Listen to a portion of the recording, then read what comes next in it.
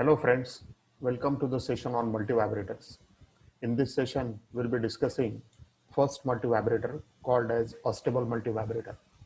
In this session, we will see what we mean by multivibrators and Astable Multivibrator. We will see the circuit diagram and working of Astable Multivibrator, and we will also analyze Astable Multivibrator circuit to obtain the expression for time period. Friends, as you know that you are viewing this session on my YouTube channel Learn with Prakash Kanade, and do subscribe to the channel to see many more videos on the subjects of electronics and computer science. So let us start the session with the question what we mean by multivibrator. Multivibrator, you can say, is an electronic circuit that is designed to have 0, 1 or 2 stable output states. So every multivibrator will have 2 states, and either this multivibrator will have a 0 stable state or 1 stable state or 2 stable states. So every multivibrator will consist of 2 active devices such as transistors. At the output of the multivibrator, you will find that we will generate the square wave oscillations. So many times the multivibrator circuit is also called as square wave oscillator. Multivibrator will consist of 2 active devices such as transistor, and these active devices are cross-coupled to each other by using resistors or capacitors. So the output of the first transistor is coupled to the input of the second transistor, and the output of the second transistor is coupled back to the input of the first transistor. So if we draw any central line along the multivibrator circuit, then you will find that the circuit is exactly symmetrical along the central line. Multivibrators are called as multivibrator because you will find that there are many vibrations or harmonics that are present at the output. There are 3 types of multivibrator circuits. The first multivibrator is being called as a stable multivibrator. The second multivibrator is being called as monostable multivibrator, and the third multivibrator is being called as bistable multivibrator. So the classification of the multivibrator mostly depend upon how many stable states are there in that circuit. If it has no stable state, then it is astable. If it has 1 stable state, then it is monostable. And if it has 2 stable states, then that multivibrator is being called as a bistable multivibrator. Multivibrator circuits are very important circuit in electronics because multivibrator circuit can also be used as a relaxation oscillator circuit. Whenever we want to use flip-flops, then multivibrator circuits can also be used as a flip-flop in order to store the 1 bit of information. Multivibrator circuits are used in various applications such as signal generator in order to generate the square waves.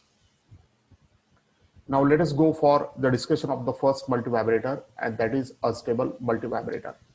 Now, as shown in this diagram, a stable multivibrator circuit will not have any input, and still at the output it will generate a train of square pulses. A stable multivibrator is a multivibrator which has no stable state. So from its name itself, we can easily understand that both the states of the stable multivibrator are temporary stable or quasi-stable.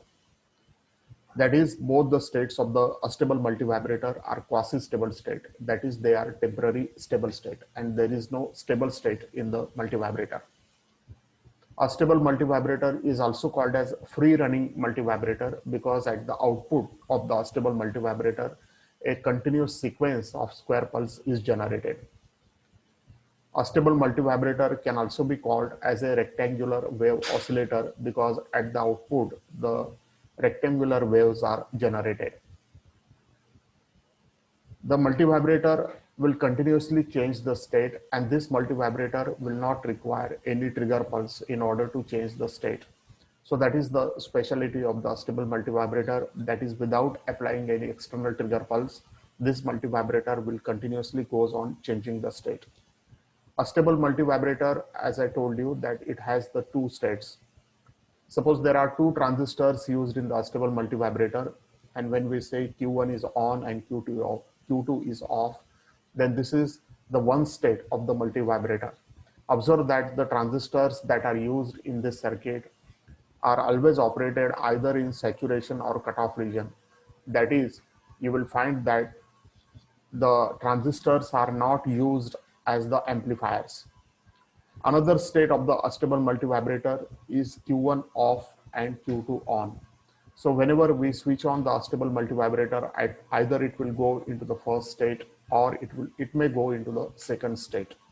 So when the one transistor is on, the other has to be remain off because the circuit arrangement is such that both the transistors cannot remain on at the same time. A stable multivibrator, as I told you, can be used in the signal generator circuit because it is used to generate the continuous train of the square pulses. Now let us go for the circuit diagram of the astable multivibrator. As shown in this figure, you will find that this circuit diagram consists of two transistors Q1 and Q2. Observe that the collector of Q1 is connected to the base of Q2 through the coupling capacitor C1. Observe that here there is no connection between the two wires. Similarly, the collector of Q2 is also connected to the base of Q1 through the coupling capacitor C2. The collector of both the transistors is connected to the positive VCC, and the resistance R is being connected to the base of each transistor. Emitter of both the transistors is being grounded, and in a stable multivibrator, you can obtain the output at either of the collector. That is, you can obtain the output at the collector of Q1, and similarly, you can obtain the output at the collector of Q2. The only difference is that in both the cases, you will get the square pulses, but the only difference is that there will be a phase difference of 180 degrees between these two outputs.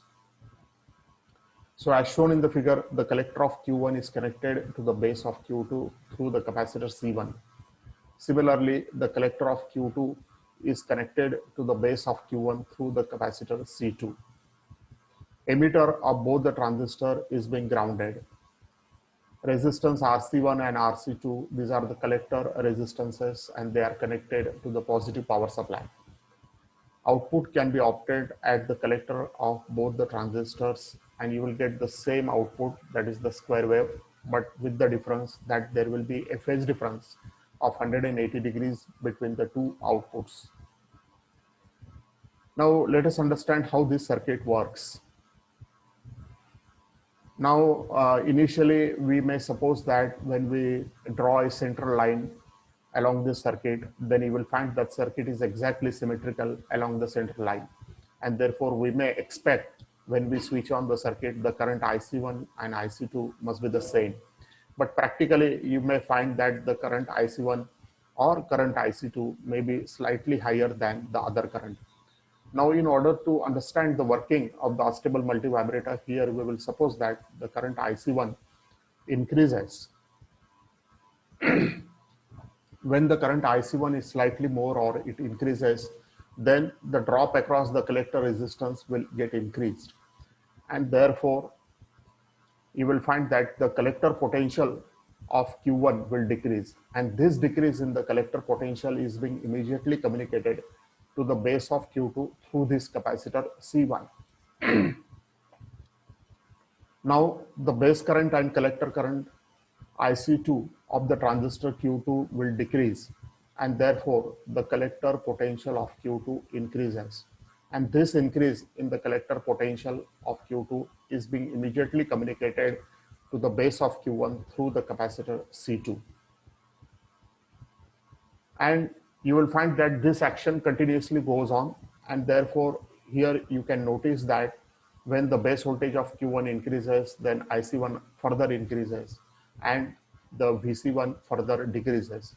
And therefore, because of the regenerative action, you will find that the base potential of Q2 goes on decreasing, base potential of Q1 goes on increasing, and therefore the transistor Q1 will go into the saturation and the transistor Q2 will go into the cutoff state. That is, Q1 is on now and Q2 is off, and this is the one state of the astable multivibrator. But as I told you, this is not a stable state. The circuit will remain in this state for a short duration of time only. Now the capacitor C1 will get charged through the resistance R1 and on transistor Q1.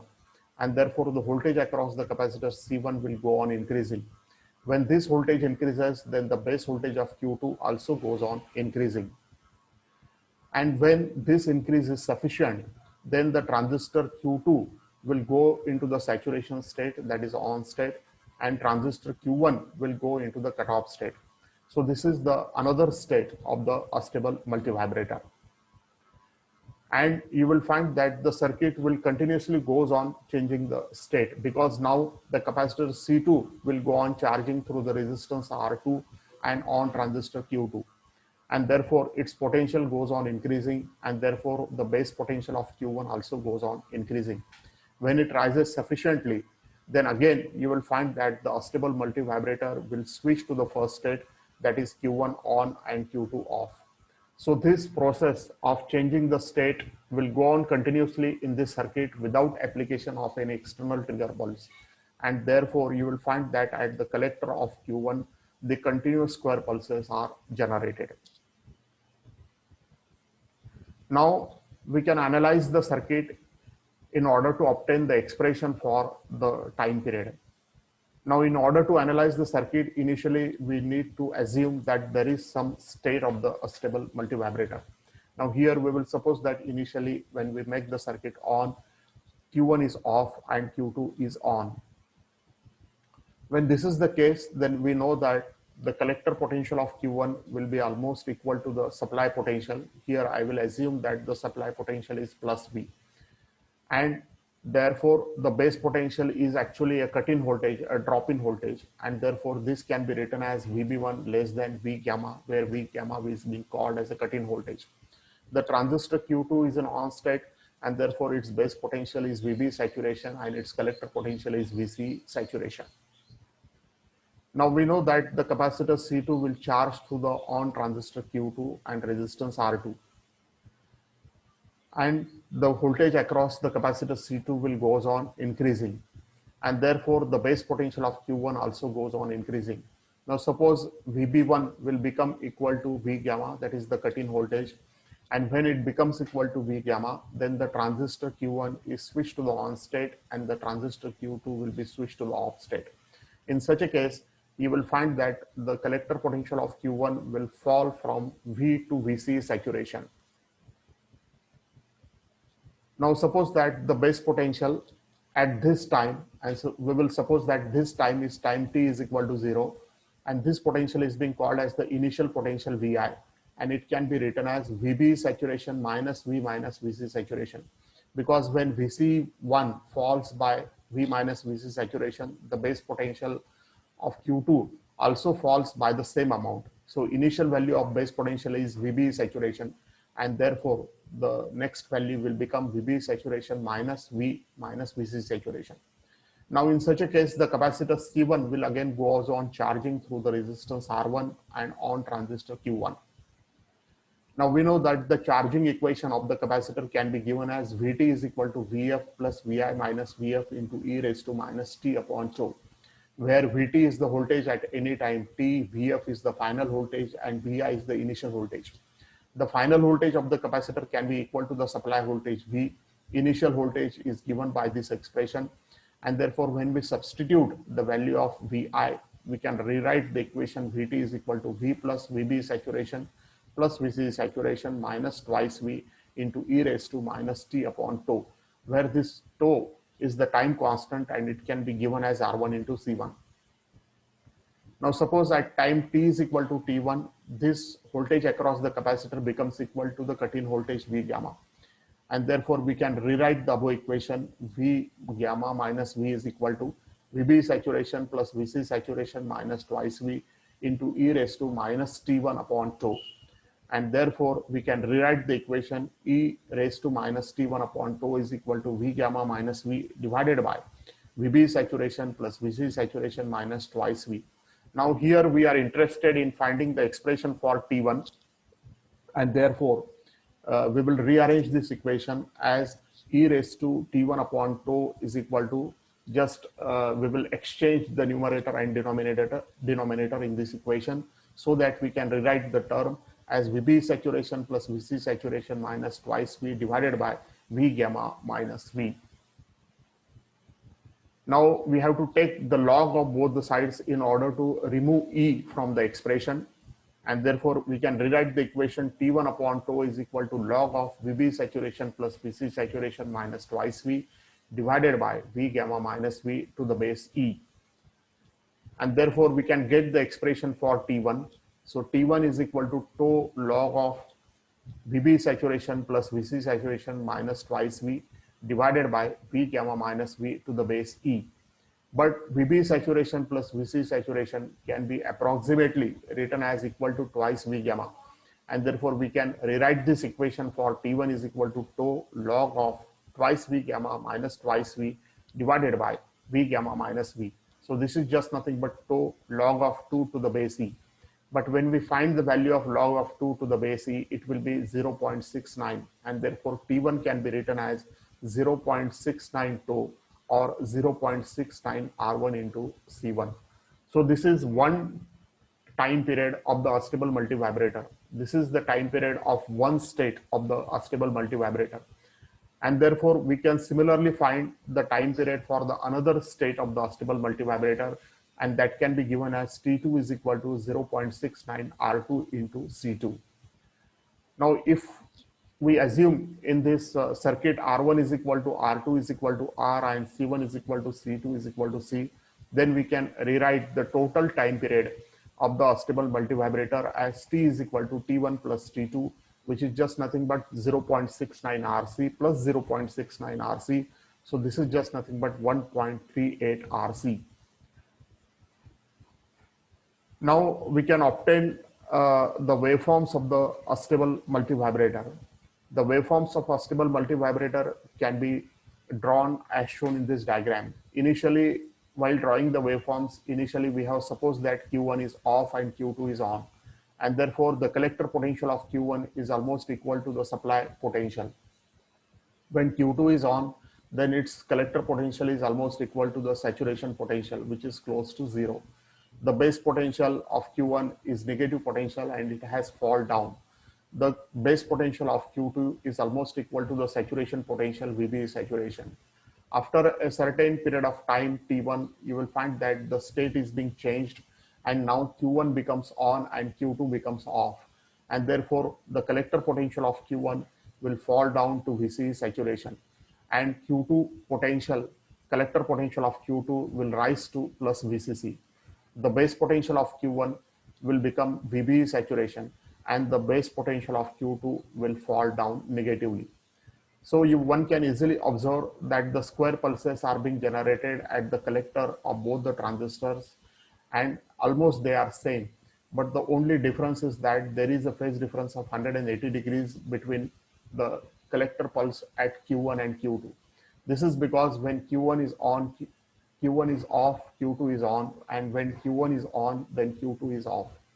So thank you friends for viewing the session. Hopefully you have understood the circuit diagram, working and analysis of the astable multivibrator. In our next session, we will discuss the monostable multivibrator. Thank you all for viewing the session.